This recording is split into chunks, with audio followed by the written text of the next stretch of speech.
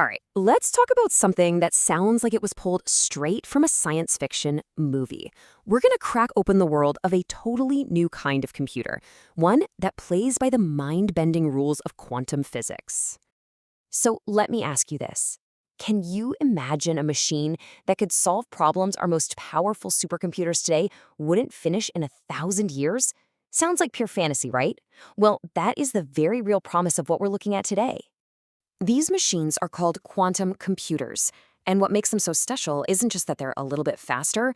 No, they represent a fundamental, ground-up shift in how we even think about doing a calculation. And to really get that shift, we need to go right to the heart of it all, the basic unit of information.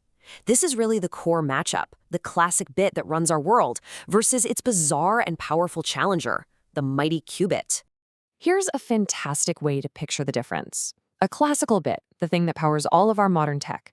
It's basically like a light switch. It's either off, that's a 0, or it's on, that's a 1. Simple. But a qubit? Oh, that's more like a spinning coin. You see, while it's spinning in the air, it's not really heads or tails. It's kind of both at the same time. It can be a 0, a 1, or this weird in-between state of both. So this strange ability, this whole being both at the same time thing, that's what gives the qubit its edge. It unlocks two incredible properties that you can really think of as its quantum superpowers. So let's break them down. Okay, so the first superpower has a name, of course. It's called quantum superposition. And that's really just the fancy term for that spinning coin state we were just talking about, the ability of a qubit to exist in a mix of all its possible states at once. So why is that such a big deal for computing? Well, think of it this way. It's like having a whole army of helpers working on a problem all at the same time, instead of just one person trying to solve it step by step. It lets you explore a huge number of possibilities all at once. And this right here shows you just how mind-blowing that power difference is. 4 normal bits can only hold one value at a time, like the number 7. But 4 qubits, because of superposition, can hold all 16 possible values at the exact same moment. Every single time you add another qubit, you literally double the computing power. It grows exponentially. Now, if you thought superposition was a little weird, get ready. Because the second superpower, quantum entanglement, is where things get truly bizarre. It's this secret connection that can link 2 or more qubits. Einstein himself called it spooky action at a distance. He wasn't kidding. You know, here's a good way to picture it. Imagine you have 2 toys that are somehow magically linked.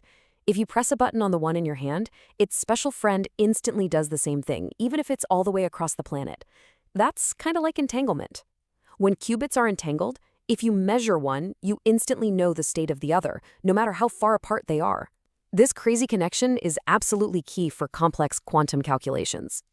So, with these 2 incredible superpowers, superposition and entanglement, what's the actual point? What is the promise of quantum computing? What could we really do with all this power? The potential breakthroughs are, well, they're staggering. We're talking about solving certain problems in minutes that would take today's best supercomputers thousands of years. In security, this is a huge deal. It could potentially break the encryption that protects almost everything online. But on the flip side, it could also help us create new, truly unbreakable codes. And maybe the most exciting part, we could simulate molecules with perfect accuracy, which could totally revolutionize how we discover new medicines and invent new materials. But, and you knew there was a but coming, right? If this technology is so incredible, why isn't it everywhere? Well, because building a useful quantum computer is one of the biggest scientific and engineering challenges humans have ever faced. See, the biggest problem is that qubits are, well, they're incredibly delicate. That quantum state they need to be in is unbelievably fragile. The tiniest vibration, a slight change in temperature, any little bit of interference, what scientists just call noise, can mess up the whole calculation. To protect them, you need environments colder than deep space. This fragility makes it insanely hard to scale up to the thousands or millions of qubits we need. And that's not even mentioning the mind-boggling cost of all the specialized gear. But despite these massive hurdles, the potential payoff is just too big to ignore. And so, right now, there is a global race on.